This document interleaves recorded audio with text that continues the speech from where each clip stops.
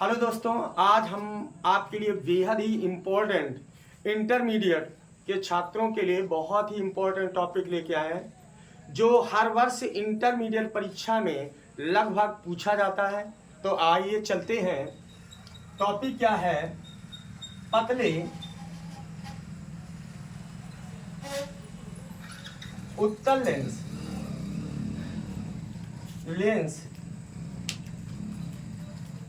के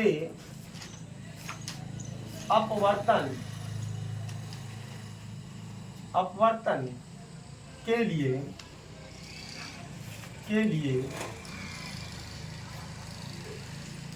सूत्र का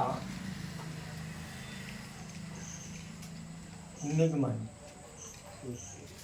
जिसे हम लेंस मेकर सूत्र भी कहते हैं। लेंस मेकर सूत्र का निगमन।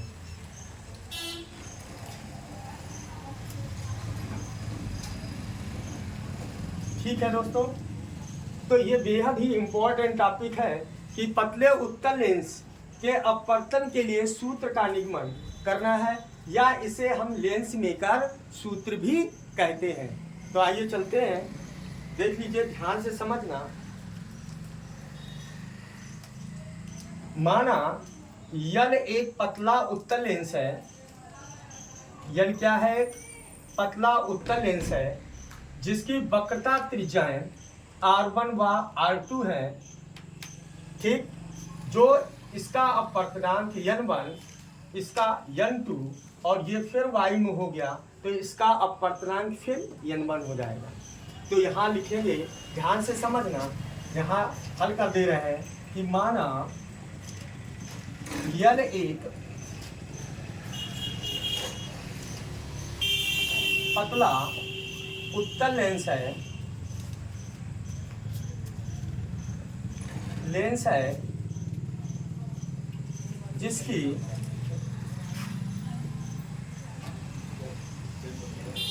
वक्रता त्रिज्या है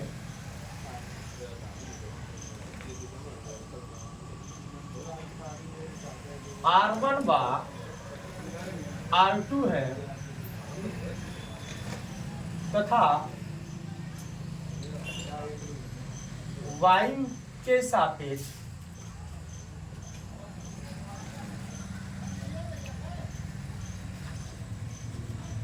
अपवर्तनांक N2 है। N2 का मतलब कांच का अपवर्तनांक क्या है? N2 है। वायु का अपवर्तनांक N1 है। इतनी बात समझ में आ रही है? अब ध्यान से समझना, इसके मुख्य अक्ष पर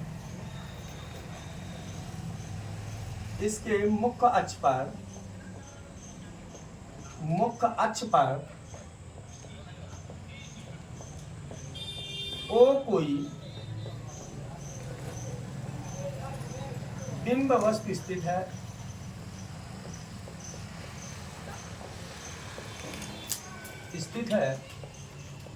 ध्यान से समझना दोस्तों। माना यल एक पतला उत्तल लेंस है जिसकी वक्रता त्रिज्याएं R1 व R2 है। इसके मुख्य अक्ष पर, ये आप मुख्य अक्ष है, मुख्य अक्ष पर ओ कोई बिंब वस्तु स्थित है। तो वस्तु से निकलने वाली प्रकाश की किरण एक तो मुख्य अक्ष से होकर गुजर रही है इस तरीके से। ठीक, ओ कोई बिंब वस्तु स्थित है जिसका प्रकाशित केंद्र क्या है? प्रकाशित केंद्र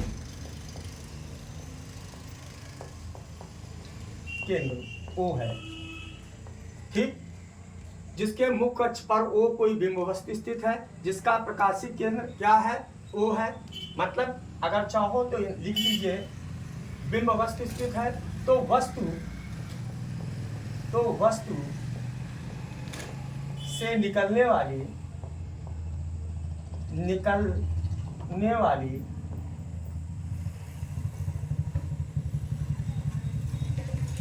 प्रकाश की किरण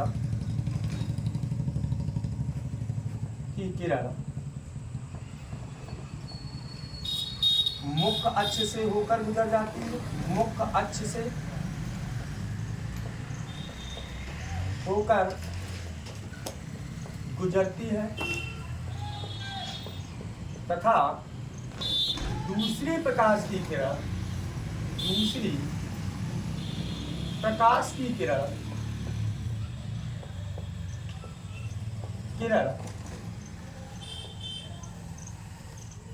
अपवर्तन के पश्चात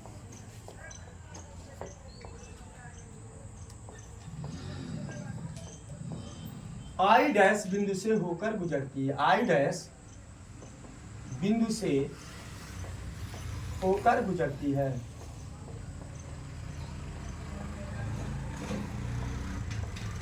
अतः वस्तु O का प्रतिबिंब कहाँ बनता है? आई डैश पर बनता है।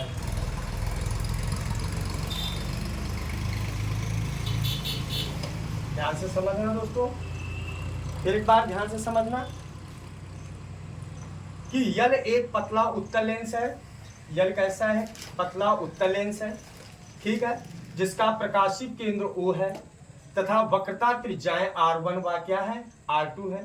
वायु के सापेक्ष अपवर्तनांक कांच का N2 है। वस्तु, ध्यान से समझना, इसके मुख्य अक्ष पर O कोई बिंब वस्तु स्थित है, या O डैश मान लें, कोई बिंब वस्तु स्थित है। वस्तु से निकलने वाली प्रकाश की किरण एक तो मुख्य अक्ष से इस प्रकार होकर गुजर जाएगी तथा दूसरी प्रकाश की किरण इससे टकराएगी और अपवर्तन के पश्चात आई डैश से होकर गुजरेगी।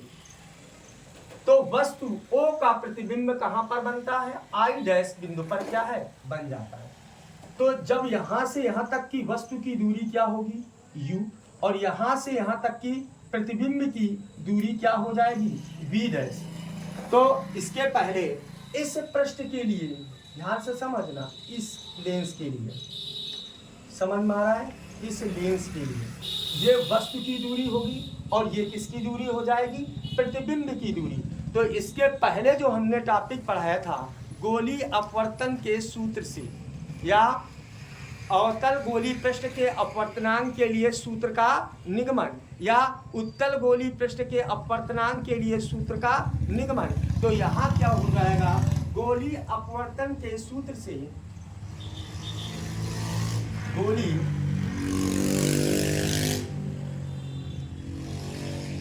अपवर्तन के सूत्र से क्या सूत्र होता है?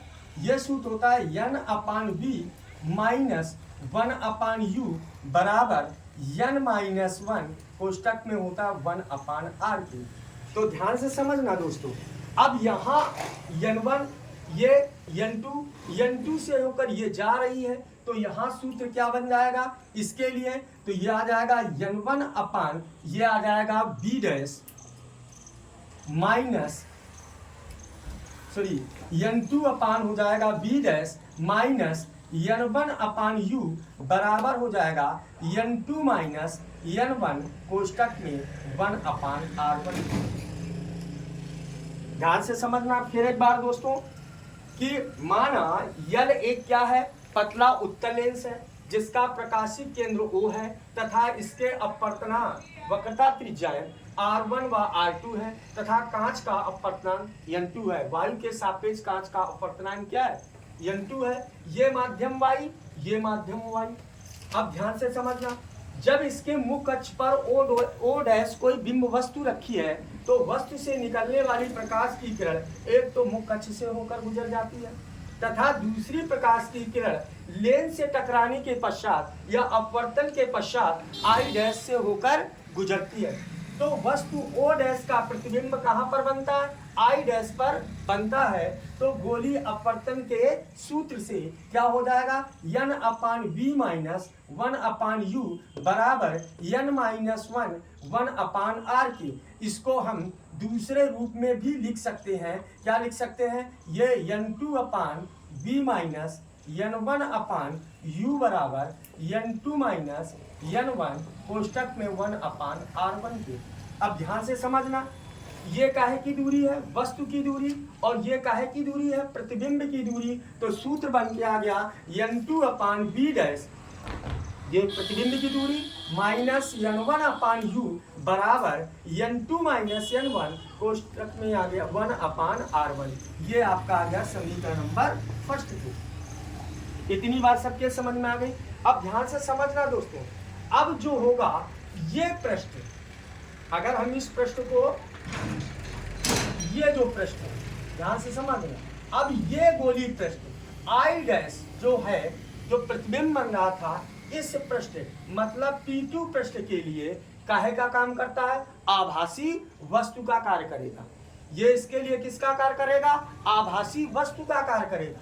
अब वस्तु से जब प्रकाश की किरण जाएगी तो ये इस तरीके से अवलंब की ओर झुक जाएगी और आई डैश का प्रतिबिंब कहां पर बनेगा, आई पर बनेगा। समझ में आ रहा है दोस्तों। अब आई डैश का प्रतिबिंब कहां पर बन रहा है, आई पर। अब ये जो चीज है ये आपका वस्तु का काम करेगी और यहां से यहां तक की दूरी ये आपका प्रतिबिंब का कार्य करेगी। तो फिर एक बार ध्यान से समझना दोस्तों, यहां जो है अपवर्तन ये सीधी जा रही है, लेकिन जैसे ये प्रकाश की किरण यहां से आएगी तो ये कहां, इस तरीके से क्या हो जाएगी, मुड़ जाएगी। मतलब आई डैश, अब इस पृष्ठ से हमें कोई मतलब नहीं। अब हमारा गोलीय पृष्ठ कौन सा हो गया, ये गोलीय पृष्ठ है। इस गोलीय पृष्ठ मतलब P2 पृष्ठ के लिए आई डैश जो है आभासी किसका काम करता है, वस्तु का कार्य करता है। अब जब वस्तु का कार्य करेगा तो आई डैश का आभासी प्रतिबिंब कहां पर बनेगा, आई पर बनता है। तो यहां से यहां तक की दूरी वस्तु की दूरी हो जाएगी और यहां से यहां तक की दूरी किसकी हो जाएगी, प्रतिबिंब की दूरी। तो यहां क्या लिखना है, अब ये जो P2 है गोलीय पृष्ठ, कौन सा, गोलीय पृष्ठ P2 आभासी वस्तु का काम करेगा। गोलीय पृष्ठ P2 के लिए P2 के लिए आई डैश, इसका आई डैश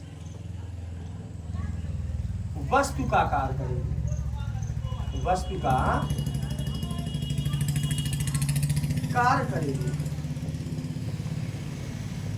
अतः आई डैश का प्रतिबिंब कहां पर बनेगा, आई पर। गोलीय पृष्ठ P2 के लिए आई डैश वस्तु का कार्य करेगी, अतः आई डैश का प्रतिबिंब, अतः आई डैश का प्रतिबिंब कहां पर बनता है, आई पर बनता है, बनता है। इतनी बात समझ में आ गई दोस्तों। जब ये अब वस्तु का कार्य कर रहा है और ये किसका काम कर रहा है, प्रतिबिंब का, तो फिर आ जाइए गोलीय अपवर्तन के सूत्र से। फिर यहां लिख देंगे गोलीय अपवर्तन के सूत्र से, किसके, गोलीय अपवर्तन के सूत्र से, गोलीय अपवर्तन के सूत्र से क्या हो जाएगा दोस्तों, ध्यान से समझना। जब ये हो जाएगा, अब यहां से समझना, पहले प्रकाश की किरण वायु से कांच में प्रवेश हुई, अब कांच से परावर्तित हो रही है, अपवर्तन हो रहा है, तो कहां पर, वायु में प्रवेश कर रही। अब यहां क्या हो जाएगा, ये हो जाएगा n1 अपान क्या हो जाएगा, b माइनस यहां हो जाएगा n2 अपान b डैश, ये वस्तु का काम करेगी, बराबर ये आ गया n1 माइनस n2 कोष्टक में 1 अपान r2। ये आ गया आपका समीकरण नंबर 2। इतनी बात दोस्तों समझ में आई। अगर इतनी बात समझ में आ रही हो तो आप ऊपर का ये साफ किए दे रहे हैं, ध्यान से समझना दोस्तों।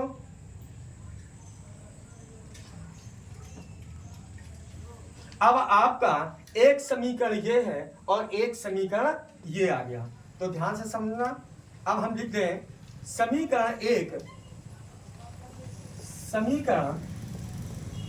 एक व 2 को जोड़ने पर ध्यान से समझना। अब समीकरण फर्स्ट ये है और सेकेंड ये है, हमने दोनों समीकरण प्राप्त कर लिए। ध्यान से समझना, एक बार इस ये है और वस्तु प्रतिबिंब की दूरी ये होगी, एक बार वस्तु की दूरी ये है और प्रतिबिंब की दूरी ये है। जब वस्तु की दूरी ये है u और प्रतिबिंब की दूरी v डैश है, तब आपका समीकरण ये आ गया, ठीक। और एक बार अब इससे गोलीय पृष्ठ किसके लिए, P2 के लिए। अब ये किसका काम कर रही है, आभासी वस्तु का, जिसका प्रतिबिंब कहाँ पर बन रहा है, I पर बन रहा है। तब आपका एक ये निकल के आ गया, ये दोनों समीकरण निकल के आ गए। तो समीकरण 1 और 2 को क्या करने पर, जोड़ने पर, तो ध्यान से समझना, ये आ गया N2 अपान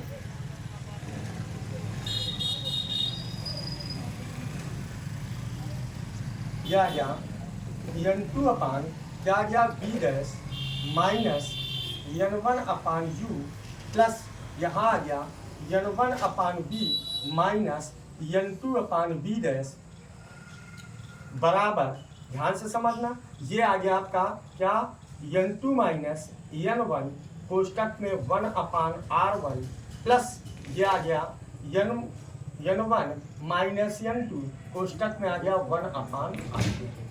तो ध्यान से समझ में आ गया दोस्तों कि पहले N2 अपान V1 ये वैल्यू, फिर N1 अपान U आपकी ये वैल्यू, और इसके बाद इधर ये वैल्यू और ये वैल्यू को क्या कर दिया हमने, जोड़ दिया। इतने से इतना क्या हुआ, जुड़ गया। मतलब ये और ये क्या हो रहा है, जुड़ रहा, मतलब इतना और इतना क्या हो गया, ये जुड़ गया।